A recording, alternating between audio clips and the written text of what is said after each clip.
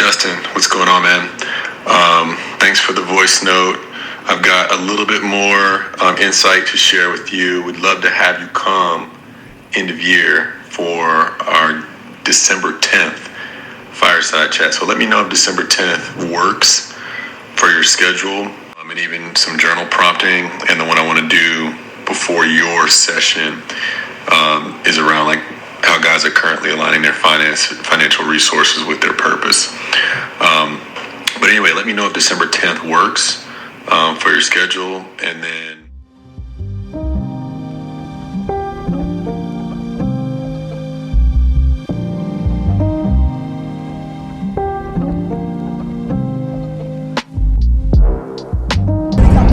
Alright, we'll see how this goes, but in the effort to start documenting more and vlogging, it is 3:46 on the 10th of December. I'm on my way to the airport, as you probably saw in the beginning of this. I'm flying out to Baltimore to go visit a good friend of mine named Kory, but the visit is more than just seeing him. I get the opportunity to go speak to a group of men that he's close with about aligning your finances with your authentic life and self, and not so many words. So I'm really excited to have that opportunity. A group of leaders around Baltimore with very ambitious goals, understanding a lot of the things that I understand because I know Kory and what he understands, and living a life similar to mine as far as navigating the universe and pursuing the authentic version of ourselves. So I'm really excited about that. Very uncomfortable thinking about doing this vlog. I almost forgot to do so. I've actually, I said it was 3:46 when I started this. I was in the car for maybe 5 minutes, almost forgot to get the camera out, and then was fumbling around because I haven't used this old Canon for a long time. I brought both cameras with me, and gonna pretend that I have a camera crew, but it's just me. So excited to see what this vlog ends up becoming. A little bit of imposter syndrome. I've been watching a lot of Chris Williamson, and I've been thinking about doing a vlog, but I've been loving his vlogs of his talks, or even when he's in the gym with some of his guests and former guests and friends. So I was like, you know what, this might be my sign to start documenting a little bit more behind the scenes, but having the opportunity to continue to share the messages that I think are important. So that's really important for me at the vlogs, is the vlogs aren't about like, look at me, the day in life and that type of stuff. Like, you might get a glimpse of that. I want it to be behind the scenes, and then more of what I want to talk about, because it comes up in the settings I'm going to do these in. I think it will be really cool. Like, I've got a vision for my visit with Kory, and not that I want to document all of my 25 hours in Baltimore with him, but I want to document a good amount of it, and put it together and have some of the best clips with some of his great wisdom, some of the wisdom of the group if they'll allow me to do that, or maybe I'll just voice over the scenes from the group because of confidentiality and stuff. So anyways, on my way to the airport, we'll make sure I get some more B-roll to make the vlog entertaining, and hopefully this is the beginning of more of these. Hopefully one day the camera will be like this, because that means I have somebody sitting next to me recording me rather than me trying to hold it out in front of me so I can still see the road while I drive. And actually this angle is more flattering. The lighting on it is better, the side of my face is better, so I should have just did it this way from the beginning. It made you think I had a crew, but I don't have a crew. So I will be working with my podcast editors hopefully to put this together. Maybe it'll be me that edit it as well, and yeah, so we'll see. So I'm gonna put this down, maybe shoot a little bit more driving B-roll along the way, get back into this J. Cole album, and I'll see you guys when we get to Baltimore. That's the private jet airport. We ain't there yet, but it's along the way. Just down the street from home. It would be nice. Could have slept in about another hour.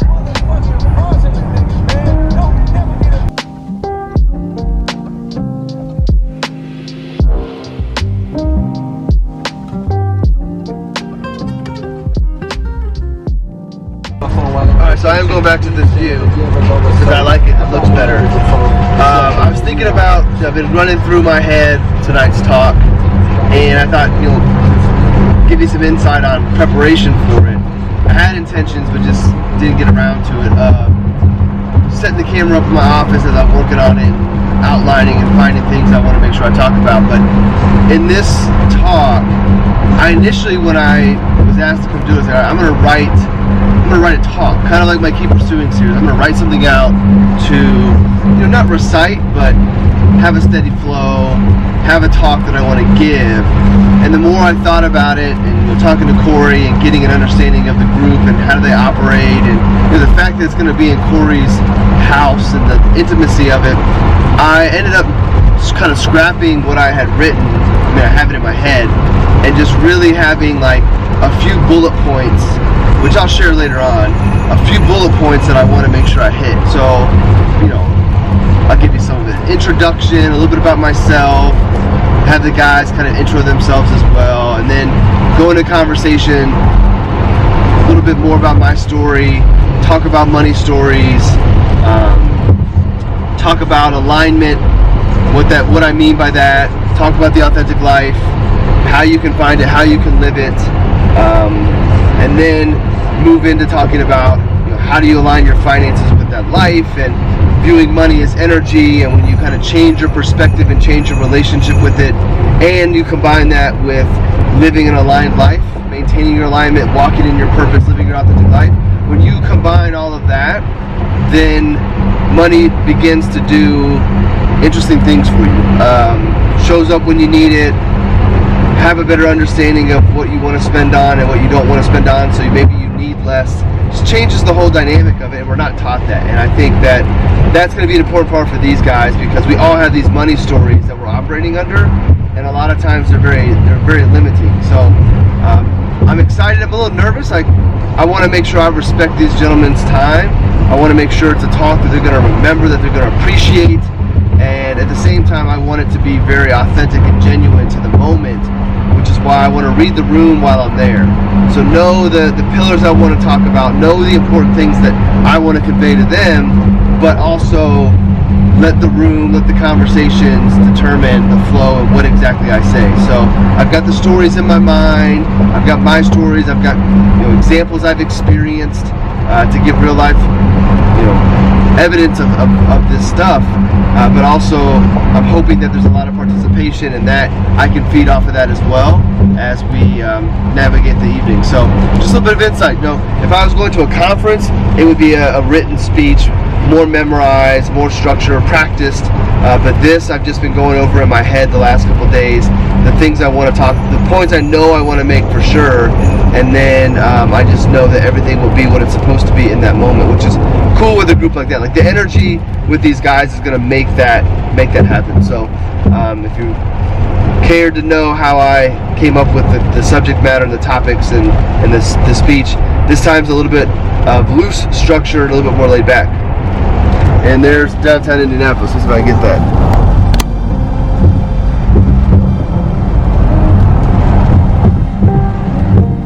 Not a bad little city skyline. I don't come down here near as much as I probably should, but I've become a homebody. I like to just stick in my 7-mile bubble for the most part, and then anytime outside of that is really for sports. But I'll hit the other side of downtown here in a minute.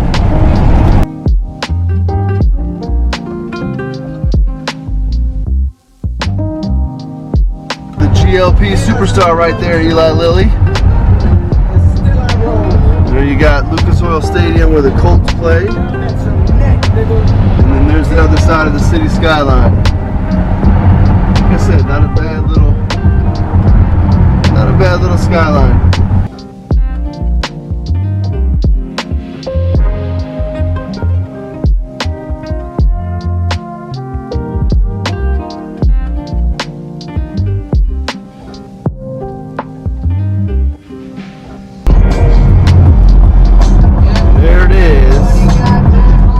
Indianapolis International Airport, constantly ranked in the top of best airport experiences.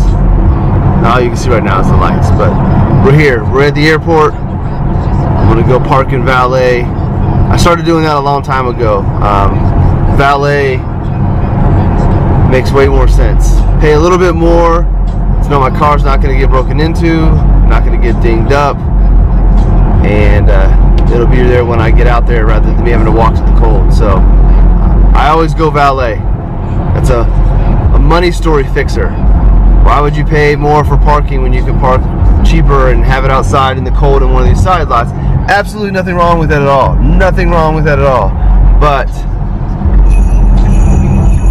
spend a little bit more to make it more convenient for yourself. If you can afford to do that and align your finances that way, I think it makes sense. Alright, going up the ramp. I always like to go to the 3rd floor because that's where valet is. And valet is more expensive, yes, but rarely is it, I'll make sure I don't scratch my car, rarely is it ever full. And the car I know is not going to get broken into. I know I don't have to worry about it getting dinged up, and if for some reason anything happened, it's on them. And also it's nice to know that when I walk out of the doors, my car is going to be there waiting for me. It is being spoiled, but I look at it as it's a little bit more money for convenience. And you know, some of the stuff I'm going to talk about when it comes to money is how you view it and what it means. And convenience and peace of mind, you can't put necessarily a dollar amount on it. I mean, I guess I could tell you how much more I pay in valet, and that would be the dollar amount that I apply. But for me, spending a little bit more to know all those things is worth it. And it's one of those things that sometimes you just have to get comfortable with. Back in the day, I would have never, the cheapest parking is where I'm going, just parking.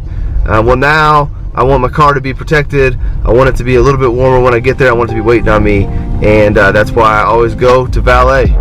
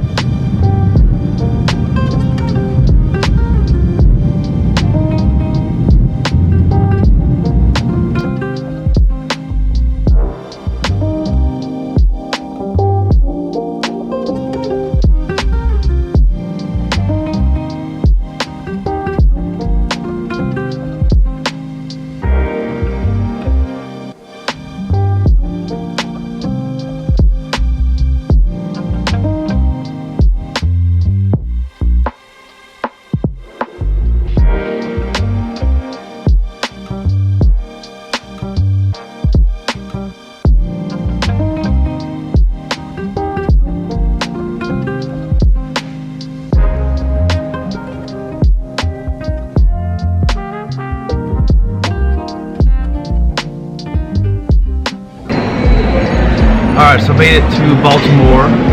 Quick flight. Like I told me it was going to be like an hour and 15 minutes, so I was going to get some sleep on the plane. And I wasn't even all the way through the Interstellar soundtrack, and all of a sudden the lights come on, wake me up. It was like a 45-minute flight, so thankfully got it here safe, got here sound. Waiting for my buddy Kory to pick me up, which is perfect because I've got some time to do some work and also some time to hit this. But this is something that is extremely uncomfortable. Now, and one thing I was thinking about this is like, this is not inauthentic. Like I'm not being authentic to myself. This is discomfort. And what I'm talking about is talking to a camera in public. And I was talking to my coach, shout out to Phil, last week about this, about wanting to do the vlog and being self-conscious about walking around with the camera. And I know it's because I would be sitting somewhere over there, seeing this dude talking to a camera, and I'd be judging. I'd be like, who is this dude? Who does he think he is? What a lame. And I don't know why I have those narratives. I shouldn't be judging anybody. But that's the story I tell myself, which is why I would never want to do it these days. Luckily, to kind of get comfortable with doing this, I find a nice little, let me show you the spot. Nice little charging station in a little corner. Put my suitcase up to get a little bit of a height on the camera, so I can get used to doing this in a little bit of a private area, so I'm not all the way out in the open. And maybe, who knows, like in a couple more trips I'll be walking around like this. Ideally I would love to have somebody with me, but anyways, we're here in Baltimore, excited to see Kory, give him a big hug, catch up with him, and then see what he has in store for the day. Gonna hopefully catch a little power nap later on, a good 20-minute nap for the event, and then yeah, so I don't know what I'm going to be recording the rest of the day. Obviously get some B-roll around town, hopefully get some conversation with me and Kory that is suitable to share, meaningful to all of you, but also not too personal, and then keep the vlog going. So obstacle number one, recording in public and being self-conscious. I passed that box, so we'll see what's going. And then obviously this is the first one, so the quality's not going to be the greatest audio. I don't know how this is picking up. I'm on my little Canon. I brought my other good camera for tonight, so 2 cameras with me. But this one, I'm hoping picks up more of me and less of the background noise, but we'll see. And we'll just move forward. This is the first one, so I'm going to get some work done here, and then check back in with all you later on. So we're here.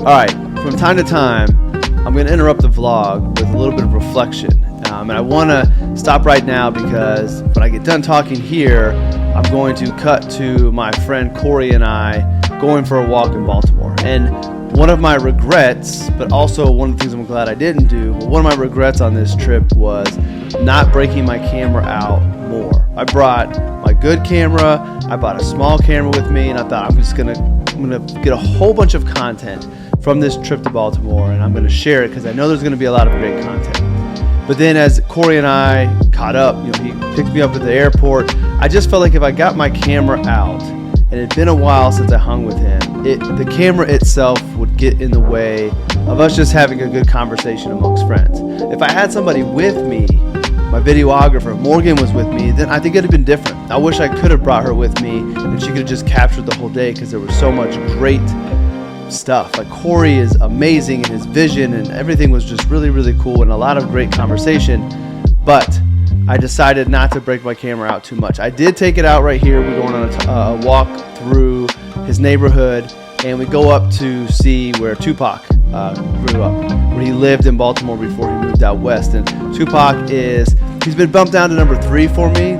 Kendrick, J. Cole, 1A, 1B, and then that would put Pac at 3. So seeing where he grew up was really cool.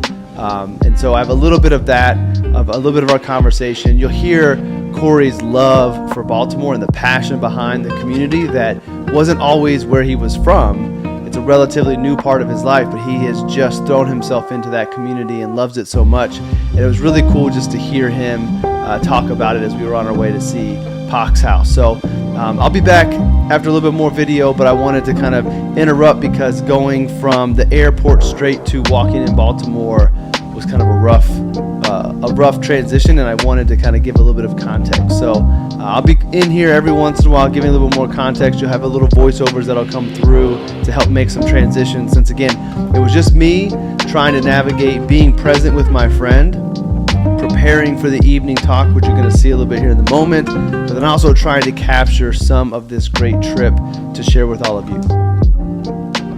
Baltimore is a good place to storytell, to have an experience, to capture a moment. There's an energy here that's one of like hope, optimism, like opportunity.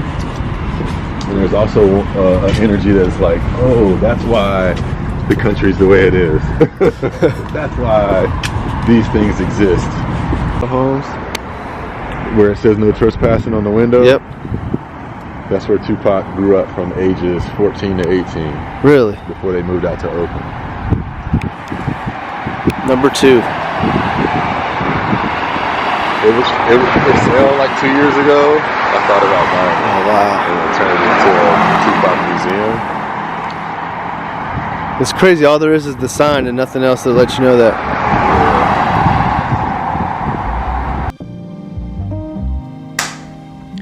All right, so when we got back to the house from going to see Pac's place and then walking around the community, I knew Kory had been doing daily cold plunges. And so it was in the 30s while we were there. And I didn't want to interrupt. I didn't want to make him miss on doing his string of cold plunges. And so I brought trunks with me just in case he asked me if I wanted to do it. Of course, if he asked me, I was not going to say no.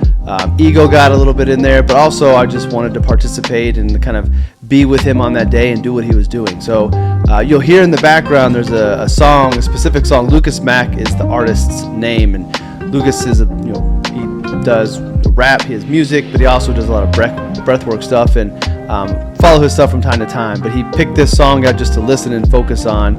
And this was probably the coldest cold plunge I've done since I was out in California with my coach Phil, because last summer at home I wasn't able to get them as cold, but it was cold. There was ice in there. It was cold. I made it a good solid 2 minutes, and then since I've come home I bought a new cold plunge to be doing it more.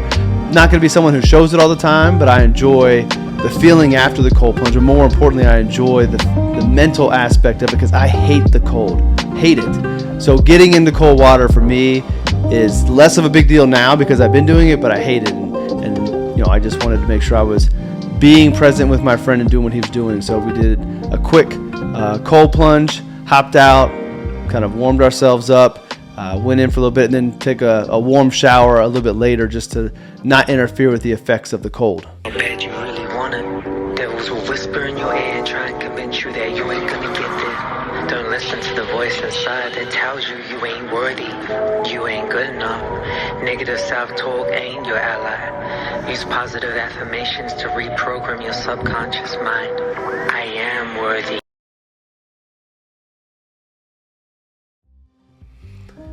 So after we did the cold plunge, warmed up, got showered and warmed our body, we ended up going to have lunch. And I really wish I had the camera at lunch because Kory's partner came with us, had a really good conversation. The scenery of the restaurant was really cool too. But again, I decided in the moment that I didn't want to mess with the authenticity of the conversation. I felt like me saying, hang on guys, let me put my camera right here, just sort of messed it all up. So again, next time I go on a trip like this, I'm bringing Morgan with me. We'll let her bring the camera. I'll pretend to be somebody that matters in the world and have a camera follow me around. So when we got back from lunch, Kory and I sat down to kind of work on constructing and beginning the process of designing his life plan. So I took him through the process of Align Life Plus, some of the questions, and he graciously allowed me to record some of it. I cut out a lot of the personal stuff, but what I wanted to hear and what I tried to keep was Kory's vision, not so much for his family, there's a little bit in there, but the vision that he sees for Baltimore and his role in being a part of it. He's already a big part of the community. He's only going to be a bigger part of the community, and I really wanted people to see his genius. I wanted him to see the vision and just hear him talk about how he sees things going down. So this is a little bit of a clip from our conversation around what he sees and what he wants to pursue and what he believes his authentic life entails for him. So it's a little insight to what it's like going through the process.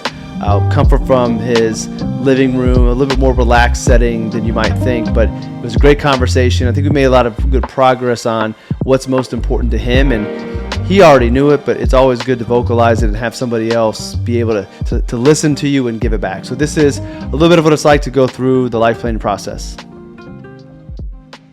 I don't want to give like a current state answer. I kind of want to try to be a little bit forward thinking in that answer. But I do want to draw on what might be necessary for me to get there, if you will. Recognizing that my boys are going to be off on their individual journeys or independence journeys, if you will, within 4 to 6 years, which to me feels like distant future, but I know it's going to happen just like that. What I want is to to be engaged, and I don't want to have to work for someone else if I don't want to. I'll work with, and I need to work with. Like, I'm a collaborative person, so I need to have my hands in multiple things, but I want to have the flexibility to be able to like get up and go wherever, whenever, and still contribute to the work that I'm a part of. But if the boys end up in another country, another state, on the West Coast, up in New York, or in Europe or something, I want to be able to like have the freedom to go visit them.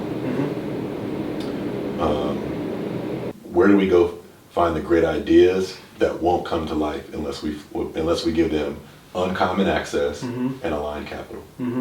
People who care about this, and a network that they can be exposed to that otherwise it would take them years to build that network.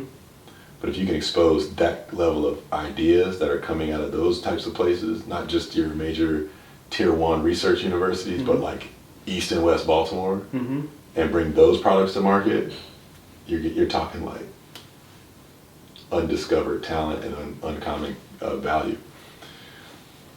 So I want to be part of like that, which is like, how do we expose everyone to the systems that exist so that they can leverage them and use them, but also how do we change the systems at the same time?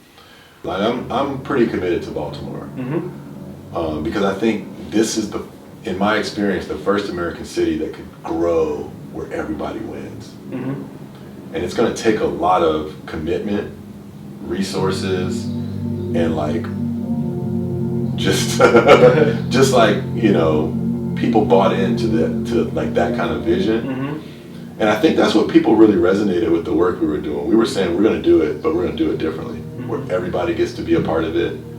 And like we basically were saying we're coming from a position of abundance. People were like really, it rubbed people differently, the Equitech language, because even some black founders were like, I don't want to be categorized. And I was like, equity is not just about access, but it's about ownership. There's 2 definitions for equity, right? One is like what you own. The other is about doing things that are not just balanced, but account for harm that was done in the past. Right? I don't know. I feel that what I am doing, the work inward, lets me know that I have but a brief period of time to impact this world that honestly loops. But you want that loop to like look different every time. And I want the legacy that I leave here to be the people's lives that I've touched. I don't want people talking about what I did. I would rather have people talk about what I did for them. But in that, have my own lived experience as well. Like it's not a selfless thing to say I matter to people and people matter to me. So, and I feel that deeply here. You go to the doctor today, have a conversation, and he informs you that unfortunately you have 5 years left to live. Shit. But in those 5 years, you don't know when you're going to pass away. You will not be sick. You will not feel pain. You'll just one day no longer be here. So knowing that information, how does your life change? What do you start doing now?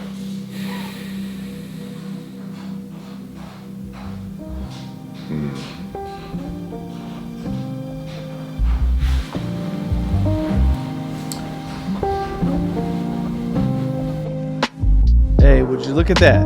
What is this greeting me in my room with all the books? The Alchemist. So now we come to the main event. This is the talk. The reason I came out to Baltimore was to speak to the gentleman that Kory and a friend of his have kind of begun to organize into this group they call B3. And I just have to tell you, it was one of the most amazing experiences because of the men that were there. It was a diverse group by design. Kory shared with me how they thought about putting together the group when it comes to demographics. Different ages, different races, different socioeconomic backgrounds, different life stories. I mean, it was just really, truly diverse. And it was genuinely diverse. It didn't feel forced. Everybody there felt like they got along, that they cared about each other. One of the things I noticed that I thought was really cool, and I'd never heard of this before, but like they all hugged when they saw each other. And not like a dab up hug real quick. It was an embrace. And they hugged left chest to left chest, so the hugs were heart to heart. And Kory explained to me, like, energetically, when two hearts are that close, the vibration is just the closest. And they hold the hug for at least 3 seconds, which is not something you see very often with men. And these are all men that are very successful in their own ways. There's a lot of masculinity there, but also a lot of femininity, which people aren't necessarily used to seeing or talking about. But nobody was bothered by it. It just was really cool to see this group, and they meet regularly. They have some really close, intimate gatherings that they do, annual kind of like retreats. Just a really awesome group of people, and I'm hoping to have a few of the guys in time on my podcast. I know Kory will be on. I met Q. Quentin was awesome. He's going to be on the podcast eventually. I read his book. Just some amazing people, and it was just really cool to be in that environment. And I'm so glad that I decided not to give a speech, not to give a talk, because as you're going to see as we go into this, I only captured the first 30 minutes because my Canon shuts off after 30 minutes. But as you see when you go in this, I'm going to cut out what the men say. What they talked about, I wanted to protect. I wanted to keep the container sacred for them.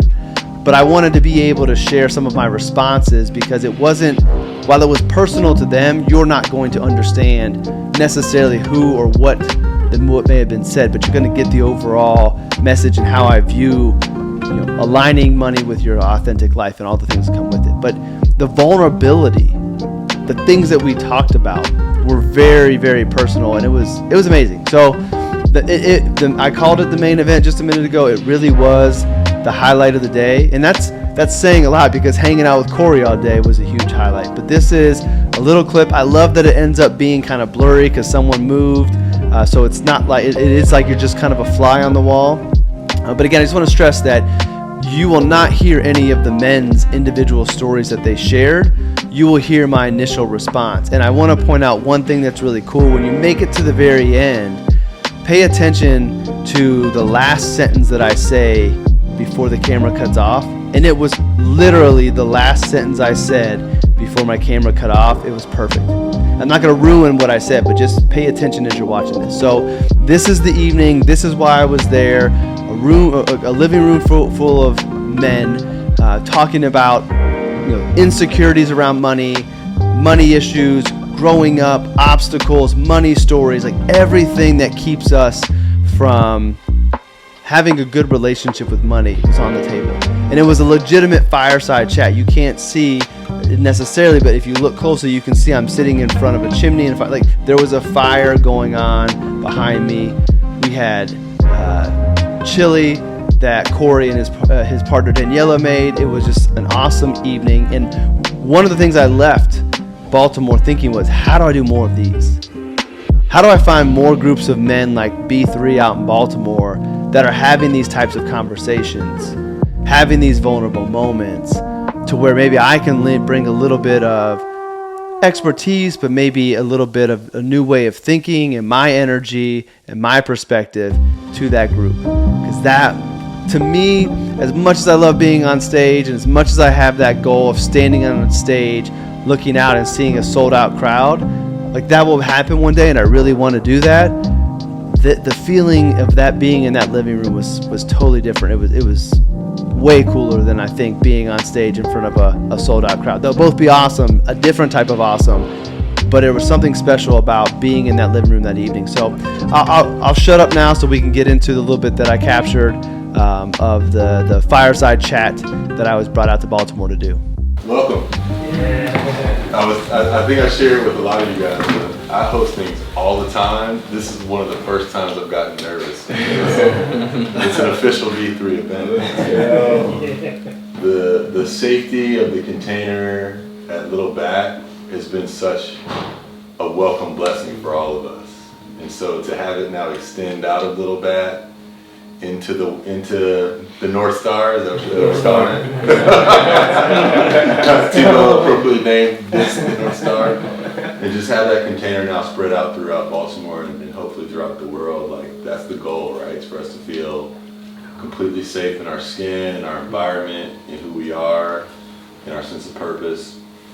And I'm really excited to have a brother of mine from another sort of stage in my life, living in Indiana, come and share some of his knowledge and experience with us. But before I introduce Justin and let him introduce himself, just a little bit about the house. So the bath, and with that, now I get to introduce my good friend Justin Costelli, or let him introduce himself, and then kick us off in the conversation. But if you guys have any questions, you know that we sort of operate in an open forum.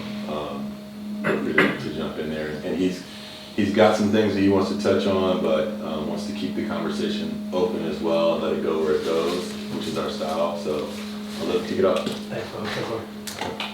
I mean, you're talking about being nervous. Like, talk about coming in from out of state to a group of guys already who's super close. Talk about nerves from that. Giving a talk that, as Kory said, when he first asked me to come out, I'll introduce myself in a second, but when he first asked me to come out, I immediately went into like speaker mode. All right, let me write a talk. Like, what can I talk about with money and alignment and spirituality? And like, let me write a talk. So I started to outline it, and then the more I talked to Kory and just thought about it, but what I understood about all of you and the relationship in the group, I'm like, the talk isn't it. I want it to be like, there's things I want to present to you tonight to consider, to open your mind to some things, but then just have a conversation. So hopefully there'll be moments where we're engaging and talking and not just me talking at you the whole time. So a little nervous because usually I have something more structured, but I also like kind of going off the top of my head. So I'm excited. I'm excited to be here. I got up today at 3 o'clock to catch a 5:30 flight out so I can maximize my time with Kory and be here with all of you. I'm not here to pitch you my services tonight. I'm not here really even to talk a lot about financial planning. I started my own firm 10 years ago. I stumbled into the business, started my firm 10 years ago, and through that journey of entrepreneurship running my firm, got to a point a few years ago where some of these things that I'll talk about tonight clicked. So everything that I want to present to you tonight, I initially learned myself and experienced myself. So I have a strong conviction in that they might be true for some people. It may not be true for all of you. I don't believe there are any universal yeses to how things play out. I don't work in a world of absolutes. So what works for me and my thought process might work for some of you and it may not work for others. The good thing, if it doesn't work for you, you can check this thought process off and move on to being closer to finding the right one for you. So I want to share some experiences, some perspectives, and some ideas that I've experienced, I've witnessed, and then I've also helped clients implement these things in their lives and have seen what has happened for them. And you know, money is one of the subjects that we don't talk about very often, at least in society. Money is taboo. We talk more about our sex lives, politics, even religion more than we talk about money, and those are things we're not supposed to. And because of that, I feel like a lot of people have a bad relationship with money. Money for a lot of people is rooted in scarcity, it's fear, it's stress. And the first thing I wanted to kind of bring up and talk about, and hopefully have some dialogue around this, is this idea of money stories or money scripts. I don't know if anybody's ever heard that term before. But money stories are just basically the narratives that we have that shape the way we view money. You know, people from where I come from don't have money. Having more money is greedy, it's bad. These stories that get told to us or observed or even experienced that in our subconscious shape the way we handle money. And most of the time they tend to be a negative story. So I thought I would share one of my money stories because one of the first things that is helpful in changing your relationship with money, and I'll get to this idea of living true to yourself in a little bit, but is to understand what are the scripts running in the back of your mind that control the way you view money. And so one of the money stories I had, and it took me a long time to realize, was that I was operating from a space that having a goal of making more money meant I would be greedy. Because I don't know where it came from, I never identified where it was, but more money meant greed. So as I moved through my career, I've never been somebody to set income goals. I've never been one to set goals for how much money I want to bring into my business. My goal always was, let me do the right things for my clients, take care of them, money will take care of itself. I just had this faith. And it did. And what I realized though was that I have goals that extend beyond me that require me to make more money. So how do I do this? So an example of the goal is like I want to be a frivolous giver. I want to be able to support people that I believe in and not think twice about return on investment or anything like that. So I have a friend of mine that trains Roman. I think he is a phenomenal basketball trainer, light years ahead, and he trains out of another facility. I would love to be in a position to call Justin up and be, hey man, I got $250,000, let's go build a facility.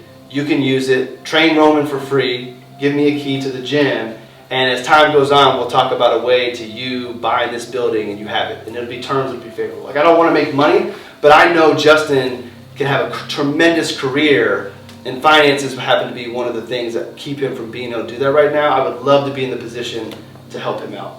Or my personal trainer. He's working, doing marketing, but he wants to be a trainer. So I work with him. I would love to open up a gym for Franklin, same thing. I got you. Here's your gym, everything you need. Keep training me, and then we'll turn this building over to you in the future. But I can't do that on what I make today. I make a good living, no complaints, family is good, but to reach those goals, I need to make more money. And what I finally realized after some conversations and reflection is that making more money, that narrative of being greedy is false. It's not true. It's the intention behind the desire to make more money that might make you greedy. If my desire to make more money was to go buy a bunch of things and spend frivolously on material things that don't matter, and that those things don't align with my life, then that is maybe being greedy. But if my intention isn't to make money, to go help people, then I should go make as much money as possible. You know, if there's a finite number of dollars floating around, which we can debate with the Federal Reserve printing money at the will, but in theory there's a finite number of dollars, then I should do my best because I have good intentions to get as much as possible to pull those dollars from people who are going to use them in ways that aren't beneficial for everybody else. And that kind of shifted and allowed me to see myself as somebody who could make $1 million a year. I don't yet. But now I'm okay with that because the intention behind it is pure and it's for good. So there are money stories that are out there, and if you don't understand what they are, they're going to keep on operating and they're going to be keeping you from reaching your full potential. Being comfortable stepping outside of your comfort zone to go make more money or invest in yourself or view money as just a tool rather than something that we have to survive. You need to have money to survive, but it's a tool. It provides you opportunity, it provides you freedom, and when you start to shift your thinking on it, it opens up your ability to view money and use money and navigate with it in a different way. And I'll get to more of that in the future. But I'm just curious if anybody has any money stories that you've overcome or that you think you're dealing with that you'd be open to sharing and having maybe a discussion about. And if not, I totally get it. You just met me tonight. Yeah. I'll stop. Yeah, I appreciate you sharing. And we're not going to unpack that tonight. But just vocalizing that, and I've got to imagine since that journey, expressing your anger towards money. And I don't know if you knew before that or after the realization of not saying your last name and hiding who you were and making yourself smaller because of people's perception of money, what that might mean to you. That is the beginning of the unpacking of it. To me, I could see how you would be angry that money made you be smaller. You didn't get to really be yourself growing up because you were afraid to fully be yourself because of the name. And who knows what was left undone because of that. So the reason you didn't get to do that was money and why that anger's there. But first off, thank you for sharing that. I think I really appreciate that. I have an idea, just this strategy idea. I'll give you in a second. Yeah. Not financial advice, but a way you might be able to meet your personal goals and do it more aligned with your values. But what I wanted to highlight first is just your story highlights how emotional money is. And one of my favorite lines, there's another financial advisor named Tim Maurer. I wish I came up with this, but he says personal finance is more personal than finance. And my profession wants to make it all about finances, meaning spreadsheets are the answer. It's cut and dry. You do the numbers that make the most sense. But the reality of it is you have to align your dollars in a way that align with your values as much as possible. Yeah. And so sometimes we're restricted because we have a 401k and they choose the fund options for us and there's only one good fund to come. But there are strategies, there's ways you can do it. I don't know, do it up to tell us. Depending on how much you're saving into your 401k, if you're saving well over the match of the company, I would tell you, well then, use the Karma Fund, get the match. They match you 2%, put 2% in your 401k. And every other dollar that you were going to invest in that 401k, you're still going to invest it, but you're going to invest it in another vehicle, whether it be an IRA, Roth IRA, a taxable investment account, whatever it might be, get it outside the 401k, and now you have every investment in the world that you can pick from. Yeah. And you have more Karma type funds that are out there that you can specify. You could even go put together your own portfolio today. Basically, this is getting to the weeds, I apologize, but I'm going to finish this thought. Yeah. There's ways now that you could go pick the S&P 500, so the 500 U.S. companies that are the largest, and then you can pick the ones that you don't want, and you basically create your own version of the S&P 500 index that aligns with your values. So there are ways that you can get outside of that restriction, but if that was the only way you could invest, then at the end of the day, I think you should do what aligns best for you, and I believe the more aligned you are with your dollars, money is going to take care of itself. So maybe your 401k grows slower because you invest in the Karma Fund. Because there's a study that the vice stocks, which is like alcohol, tobacco, all the bad stuff, like there's a fund that only invests in that and it outperforms the broad index. Like it's no matter what, people are going to buy those things. But if you accept that, okay, my 401k is going to earn less because it's important for me to be able to sleep and be comfortable with what I'm investing in, I believe that alignment brings resources in other ways. Whether that be you get an inheritance you didn't know about, a bonus that comes out of nowhere, a promote, like things that you can't plan for, and it involves a little bit of faith, come to the picture and bring it to you. Or you may not need to earn the highest return possible that sacrifices your values. You might be able to look at, okay, historically a fund like this has returned this.